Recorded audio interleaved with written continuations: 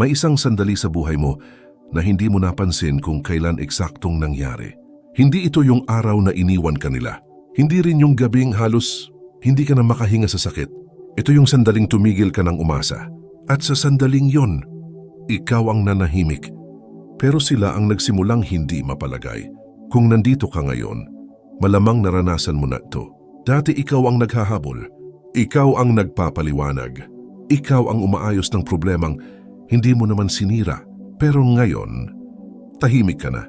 Hindi dahil wala ka ng pakialam, kundi dahil napagod ka nang ipaglaban ang taong hindi ka pinili. Pero bago tayo tumuloy sa mas malalim na pagninilay, kung ngayon mo lang natagpuan ang channel na ito, huwag mong kalimutang mag-subscribe at i-on ang notification bell. Dito sa ating munting sulok ng internet, sabay-sabay nating pinapalakas ang ating isip, damdamin at pananaw sa tulong ng mga aral ng Stoicism at Pilosopiya. Mga katuruang hindi lang basta pampalipas oras, kundi gabay para maging matatag, kalmado, at marunong sa gitna ng kaguluhan ng mundo. Number 1, ang katahimikan na hindi nila inaasahan. Nung una, akala nila babalik ka. Akala nila magte-text ka ulit sa madaling araw. Akala nila ikaw pa rin yung unang susuko kapag tumagal ang katahimikan. Sa isip nila, sanay silang ikaw ang laging nandyan. Ikaw ang nag-a-adjust. Ikaw ang nag-aantay. Ikaw ang nagtatama ng mali na hindi mo naman ginawa. Kaya nung tumahimik ka, hindi sila kinabahan agad. Sa simula, minamaliit nila ang katahimikan mo. Phase lang yan. Magpaparamdam din yan. Hindi yan kayang mawala ng tuluyan. Pero habang lumilipas ang mga araw, habang hindi ka na online sa oras na alam nilang gising ka, habang hindi ka na nagtatanong kung kumusta sila, may kakaibang tensyon na nabubuo. Hindi ka na predictable. Hindi ka na humihingi ng assurance. Hindi ka na nag-aalok ng sarili mo para ayusin ang lahat. At doon sila unang napatigil. Dahil ang katahimikan mo ay hindi galit, hindi drama, hindi pananakot. Ito ay katahimikan ng taong tumanggap na. At yan ang pinaka nakakagulat sa kanila. Kapag galit ka, may laban. Kapag umiiyak ka, may kontrol pa sila. Pero kapag tahimik ka na, wala na silang mahawakan. Habang tumatagal, habang hindi ka na humihingi ng paliwanag, habang hindi ka na naghahanap ng closure, may isang bagay na unti-unting pumapalit sa ego nila. Konsensya. At hindi ito bigla ang dumarating. Una, denial. Okay lang siya. Masaya na siguro siya. Hindi naman siguro ganun kasakit. Pero habang wala kang reaksyon, habang wala kang galaw, habang hindi ka bumabalik, nabubuo ang tanong na ayaw nilang sagutin. Kung kaya pala niyang mabuhay nang wala ako, ano pa ang halaga ko sa buhay niya? At kasunod noon, mas masakit na tanong, paano kung ako ang mali? Hindi dahil sinabi mo, hindi dahil sinumbat mo, kundi dahil hindi ka na humihingi ng hustisya. At sa mundo ng emosyon, walang mas masakit kaysa sa taong hindi na naghahabol. Dahil ang ibig sabihin nito, tinanggap ka na niya bilang bahagi ng nakaraan. At doon, nagsisimulang maging mabigat ang katahimikan mo. Number 2, Stoic perspective. Bakit mas malakas ang pagbitaw? Sabi ng Stoics, the most powerful form of control is the ability to let go. Pero hindi ito yung klase ng pagbitaw na madalas nating naririnig. Hindi ito pagbitaw dahil wala ka ng pakialam. Hindi ito pagbitaw dahil natalo ka. Ito ay pagbitaw dahil ayaw mo nang maging alipin ng emosyon na hindi ka na nirerespeto. Sa Stoicism, malinaw ang linya. May mga bagay na kontrolado mo at may mga bagay na hindi. Hindi mo kontrolado ang isip nila. Hindi mo kontrolado ang desisyon nila. Hindi mo kontrolado kung paano kanila tinrato. Pero kontrolado mo kung hanggang saan mo hahayaang durugin ka ng mga yon. Kapag tumigil kang umasa, hindi ka nagiging malamig. Hindi ka nagiging manhid. Nagiging malinaw ka. At ang clarity, mas nakakatakot kaysa galit. Kapag galit ka, predictable ka. Kapag nasasaktan ka, manipulable ka. Alam nila kung anong pindutan ang pipindutin. Pero kapag malinaw ka na, kapag alam mo na kung ano ang kaya, at hindi mo na kayang tanggapin, doon sila nawawalan ng kapangyarihan. Si Marcus Aurelius, isang emperador na araw-araw hinaharap ang digmaan, pagtataksil at intriga, ay paulit-ulit na bumalik sa isang ideya. You have power over your mind, not outside events. Realize this and you will find strength. Dati, hawak nila ang isip mo. Isang message lang, guguho ka. Isang cold reply lang, mag-overthink ka buong gabi. Ngayon, tahimik ka, At ang katahimikan mo ay hindi kawalan, ito ay disiplina. Sa Stoic lens, ang pagbitaw ay hindi pagtakas. Ito ay pagbawi ng sarili. Hindi mo na hinahabol ang validation. Hindi mo na hinihingi ang paliwanag. Hindi mo na sinusugal ang dignidad mo para lang sa sagot. At dito sila nahihirapan dahil sanay silang may access sa emosyon mo. Sanay silang ikaw ang unang bumibigay. Sanay silang ikaw ang nag-aayos ng lahat. Pero nang ngayon, wala na. Hindi ka na umaasa na magbabago sila. Hindi ka na naghihintay na maunawaan kanila. At ang mas masakit, hindi mo na sila kailangan para maging buo. Sa Stoicism, ang tunay na lakas ay hindi yung kayang manakit, kundi yung kayang hindi na tumugon. At yan ang hindi nila matanggap. Dahil sa oras na pinili mong bumitaw, hindi mo lang iniwan ang isang tao, iniwan mo rin ang bersyon ng sarili mo na handang magtiis ng kahit ano para lang hindi maiwan. Number 3, ang psikolohiya ng guilt. Sa psychology, may isang konsepto na bihirang pag-usapan sa mga breakup advice, cognitive dissonance. Ito ang tahimik pero mabigat na tensyon sa isip ng tao kapag ang paniniwala niya tungkol sa sarili niya ay hindi natugma sa realidad. Sa madaling salita, kapag gusto mong maniwalang mabuti akong tao pero may ebidensyang nagsasabing may nasaktan ako, noong nandyan ka pa, madali para sa kanila ang mag-justify, madali ang maghanap ng dahilan. Ginawa ko lang ang kaya ko. Ganun talaga ang relasyon. Mas masyado lang siyang sensitibo. Ikaw ang nagiging paliwanag ng konsensya nila.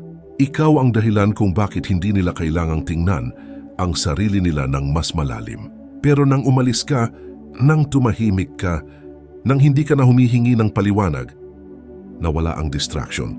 At dito nagsisimula ang tunay na bigat. Dahil ngayon ang paniniwala nilang okay lang ang ginawa ko, ay nababangga sa isang hindi nila inaasahang realidad. Buhay ka, maayos ka, at hindi ka na bumalik. Bawat araw na hindi ka nagpaparamdam, bawat araw na hindi ka nagre-react, bawat araw na hindi ka naghahanap ng closure, unti-unting nabubuo ang tanong na ayaw nilang marinig. Kung hindi naman pala ako kawalan, ano pa ang dahilan kung bakit masakit to? At mas malalim pa roon, kung hindi siya bumalik, ibig bang sabihin sapat na ang ginawa ko para tuluyan siyang umalis? Hindi mo kailangang magsalita para mangyari ito. Hindi mo kailangang magparinig. Hindi mo kailangang mag-post ng kung anuman. Ang simpleng katotohanan na wala ka na ay sapat para guluhin ang katahimikan ng konsensya nila. Si Carl Jung ay may sinabi tungkol sa shadow, ang bahagi ng sarili natin na ayaw nating tingnan. Hanggat may ibang masisisi, hindi natin kailangang harapin ang shadow na yun. Pero kapag nawala ka, wala na silang mapagtataguan. At dito nagiging masakit ang guilt. Hindi ito yung guilt na umiiyak sa harap ng iba. Ito yung guilt na lumalabas sa katahimikan, sa gabi, kapag mag-isa, kapag walang validation. At habang ikaw ay tahimik, habang hindi mo sila hinahabol, habang hindi mo sila pinapatawad ng malinaw, mas lumalakas ang banggaan sa loob nila. Hindi dahil gusto mong pahirapan sila, kundi dahil hindi ka na available para saluhin ang bigat ng konsensya nila. At minsan ang pinakamakapangyarihang gawin ay huwag nang maging parte ng kwento kung saan ikaw ang laging sumasalo ng kasalanan ng iba. Number 4. Hindi ito paghihiganti. Ito ay paglago. Ito ang hindi sinasabi ng karamihan ng motivational content dahil hindi ito kasing satisfying pakinggan. Hindi mo kailangang iparamdam ang sakit para maramdaman ng isang tao ang bigat ng ginawa niya. Minsan sapat na ang pag-alis. Sa totoo lang, ang paghihiganti ay madalas ginagawa ng taong gusto pang maramdaman, gusto pang makita, gusto pang patunayan. Pero ang paglago, tahimik. Kapag gumaganti ka, konektado ka pa rin. Emosyonal, reaktibo, nakaangkla pa rin ang kilos mo sa kanila. Pero kapag umalis ka ng walang eksena, walang sumbat, walang drama, walang paliwanag, hindi ka na nila mahila pabalik sa kwento. At yan ang masakit. Si Dietrich Bonhoeffer ay nagsabi na ang tunay na moral awakening ay hindi nagsisimula sa sermon o paninisi, kundi sa katahimikan kung saan ang tao ay wala ng ibang masisisi, kundi ang sarili niya. Habang nandyan ka pa, madali nilang ilipat ang sisi. Masilan lang siya. Masyado siyang demanding. Ganun lang talaga siya magmahal. Ikaw ang naging paliwanag kung bakit hindi nila kailangang magbago. Pero nang umalis ka, nang tumigil ka sa pagpapaliwanag, nang hindi ka na humingi ng hustisya, nawala ang palusot. At dito nagiging malinaw ang kaibahan ng paghihiganti at paglago. Ang paghihiganti ay gustong makita ang pagsisisi. Ang paglago ay hindi na naghihintay ng kahit ano. Dati ikaw ang tinatawag nilang OA, masakit magsalita. Clingy, hindi marunong umintindi. Pero ngayon, wala ka na ron para tanggapin ang label na yon. At sa pagkawala mo, unti-unting bumabalik sa kanila ang tanong na matagal nilang iniiwasan. Kung siya pala ang problema, bakit mas payapa siya ngayon kaysa noong kasama niya ako? Hindi mo kailangang patunayan na tama ka. Ang katahimikan mo na puno ng kapayapaan ang gumagawa noon para sa'yo. Sa Stoicism, ang tunay na paglago ay hindi yung nananalo sa argumento, kundi yung hindi na pumapasok sa laban, nasisira lang sa loob mo. At sa oras na pinili mong umalis, hindi mo sila pinarusahan, pinili mo lang ang sarili mo. At minsan, para sa mga taong sanay na inuuna sila, iyan na ang pinakamabigat na konsekwensya. Number 5, ang masakit na katotohanan. Ito ang hindi komportableng katotohanan na bihirang aminin ng karamihan. Hindi ka nila namimiss dahil mahal ka nila. Hindi dahil ang puso nila ay nagsisisi. Hindi dahil natanto nila ang halaga mo sa buhay nila. Kadalasan, namimiss ka nila dahil wala na silang kontrol. Kontrol sa oras mo. Kontrol sa availability mo. Kontrol sa emosyon mo. Kontrol sa narrative ng relasyon na dati nilang hawak. Kapag andiyan ka, hawak nila ang eksena. Alam nila kung anong pindutin para maapektuhan ka. Alam nila kung anong salita ang magpapatigil sa galit mo. Alam nila kung anong sagot ang magpapanatiling nakaangkla ang konsensya mo sa kanila. Ngunit kapag tumigil ka na, kapag hindi ka na bumabalik sa kanilang drama, wala na silang hawak at iyon ang unang tunog ng panik sa kanila. Hindi ito halata sa simula.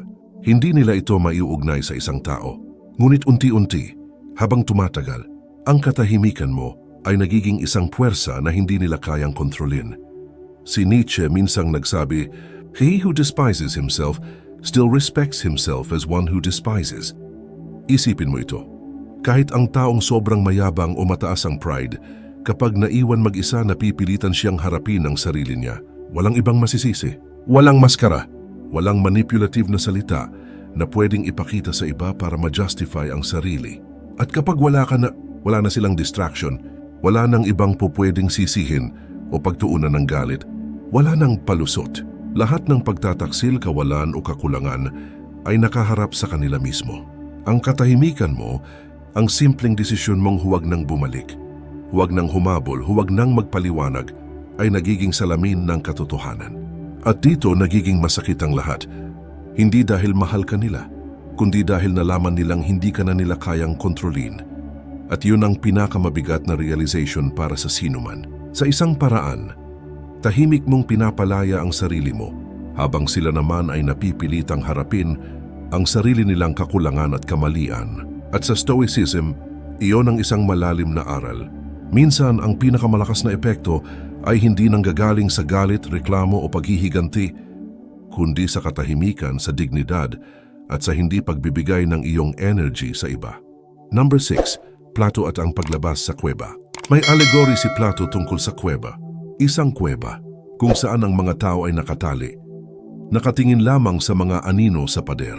Para sa kanila iyon lang ang realidad. Ang anino ang tanging totoong mundo na kilala nila. Hindi nila alam ang liwanag sa labas, hindi nila alam ang init ng araw, ang kulay ng mundo o ang malawak na kalayaan. Kapag lumabas ka sa kuweba, kapag natuto kang mamuhay nang wala sila, nagbago ang pananaw mo. Hindi mo na nakikita ang mga anino sa pader bilang katotohanan. Nakikita mo ang buong larawan, ang liwanag, ang kalayaan, at ang mga bagay na dati ay nakatali sa emosyon at pang-aabuso. Ngunit kapag bumalik ka sa loob ng kuweba para ipaliwanag, iba na ang mundo mo. Iba na ang pangunawa mo. At sa kanila kakaiba ito, hindi nila maintindihan. Tatawagin ka nilang OA, tatawagin ka nilang mayabang, tatawagin ka nilang baliw, hindi dahil mali ka, kundi dahil natatakot sila sa liwanag na nakita mo. Isang liwanag na hindi nila kayang makita para sa kanilang sarili. Minsan sa ating relasyon, emosyonal man o sosyal, nagsisilbing kuweba ang nakasanayang gawi at paniniwala ng ibang tao. Sanay silang ikaw ang palaging nandyan.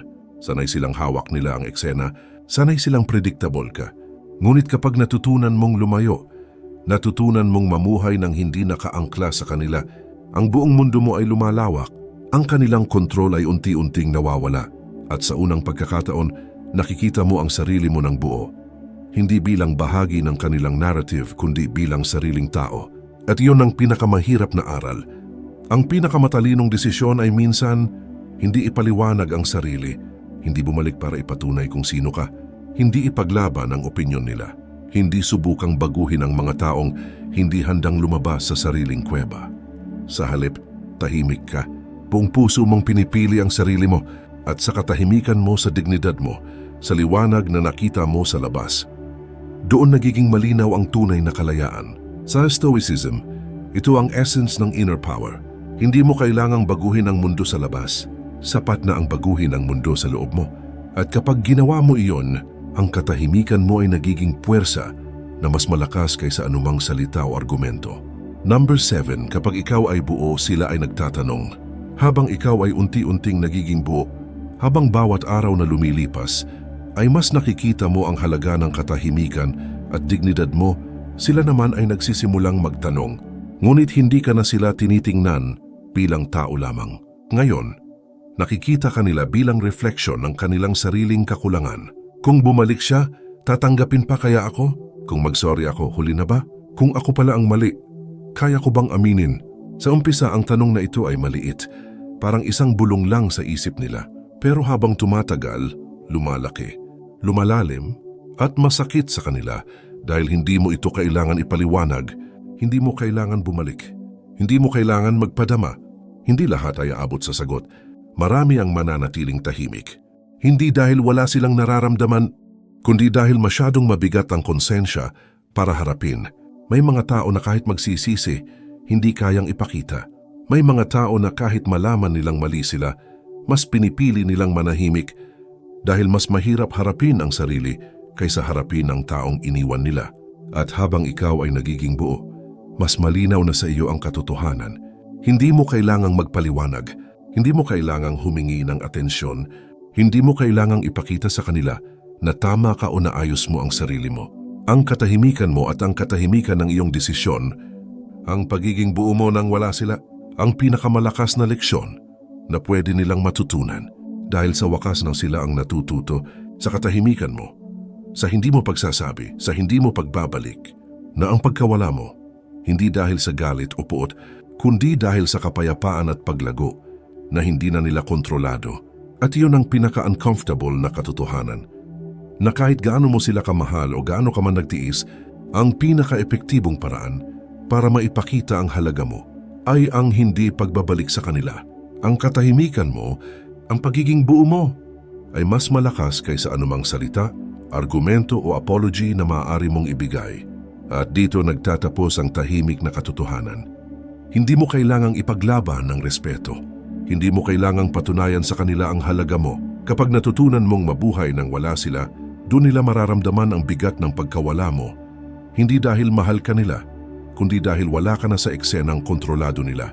Hindi dahil espesyal ka, kundi dahil hindi ka na available para sa kanilang ilusyon. Hindi ka na bahagi ng kanilang kwento na punong-puno ng paliwanag, dahilan o palusot. Ikaw ay isang tao na buo, tahimik at may dignidad. Sa Stoicism, ang tunay na lakas ay hindi nasusukat sa kayang saktan o pilit na kontrolin ng iba. Ito ay nasusukat sa kayang iwan ang mga bagay na hindi mo kayang baguhin. Sa kayang umalis ng hindi nagiging bitter, sa kayang maging malaya, kahit walang validation o apology mula sa kanila. Ito ay ang kakayahang umalis ng tahimik, ng may buong puso at hindi na umaasa. At minsan, ang katahimikan mo, ang pagiging buo mo, ang hindi pagbabalik mo sa drama ng iba, ay ang pinakamaingay, pinakamakapangyarihang desisyon na magagawa mo sa buhay mo. Kung natutunan mo man sa video na ito ang isang aral, hayaan mo itong maging paalala. Hindi mo kailangan ng sinuman para maging buo. Hindi mo kailangan ng opinyon nila para malaman ang halaga mo.